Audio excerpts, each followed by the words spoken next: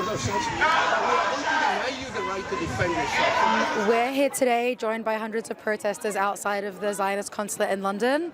And the reason we're here today is because last night the Zionist Embassy of Israel expanded its aggression on the region and conducted airstrikes on Iran. And we are here today because we know that Zionism is not just an enemy to the Palestinian people, but it's an enemy to the entire region. And US-led imperialism is trying to encroach on the entire region. And so we're here today to reject that and to show that we stand united against imperialism and against Zionism in our region. We know who the real aggressor is. We know that the aggressor here is Israel. The aggressor here is the Zionist entity.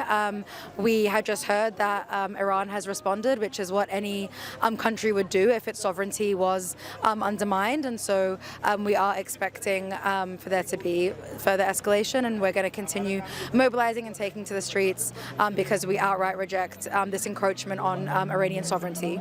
So the British government has asked for Iran to quote-unquote act with restraint. We know what acting with restraint means. It's basically asking the Iranian people to lie down and die quietly, and no people would do that, especially when their sovereignty is encroached upon. And so we reject the British government's response, and we call on them to sanction the Zionist entity of Israel. We call on them to lift the siege on Gaza. We know that there's also been sanctions that are choking the Iranian people, and we call on those sanctions to be lifted.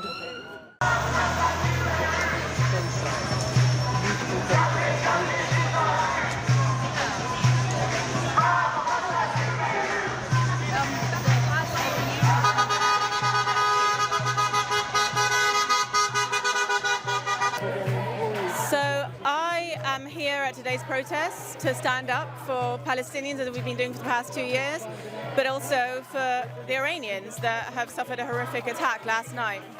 It's to be expected. It's in line with Israel's behavior. They act with impunity. They do whatever they want, whether they have any legal reasoning for it or not.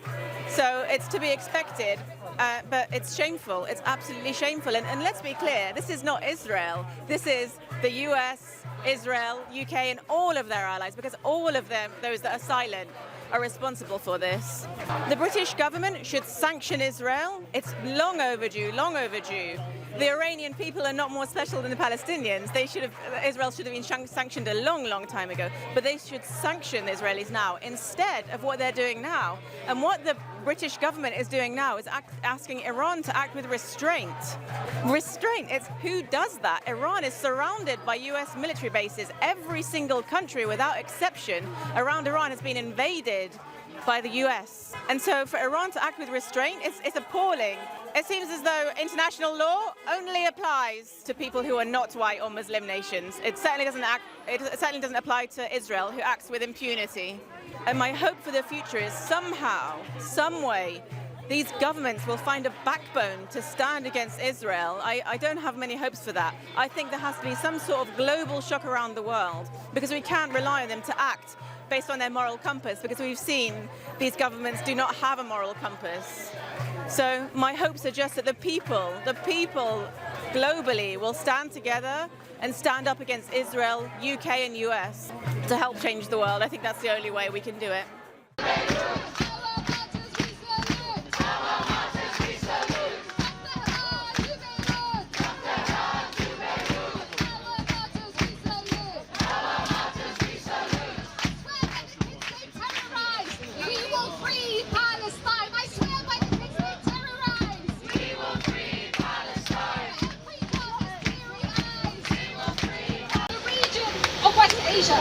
In fact, the whole world will not stabilize as long as the inherent criminal Israeli occupation entity exists.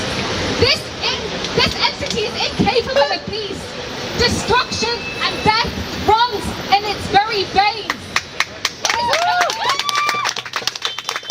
is only capable of generating crisis over crisis. You may ask why? Because the Israeli occupation entity itself was born out of crisis. It was born out of the ethnic cleansing of a people in 1948.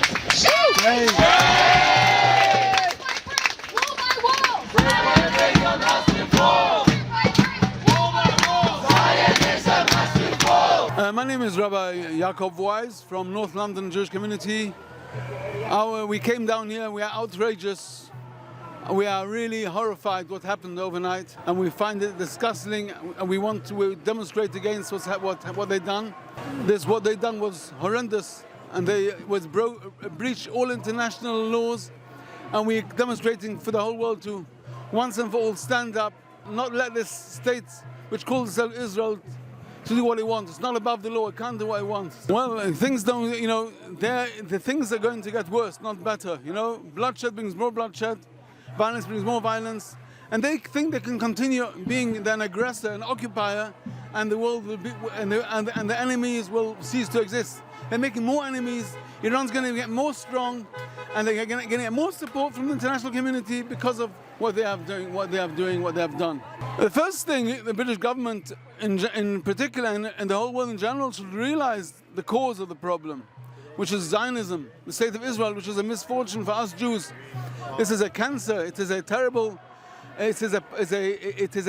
curse for us Jews and for the whole Middle East. Once they recognize this, they realize how to bring the state of Israel to its knees, and completely starting with banning no arms shipment to them, and bring sanctions until they comply with international law. We're determined to carry on our struggle, our demonstrations for the human rights for the people in Gaza, or whether it's in Iran, wherever it is.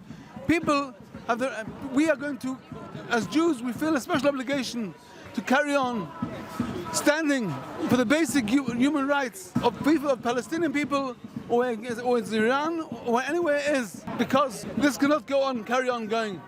And we want the world once and all to take action about it.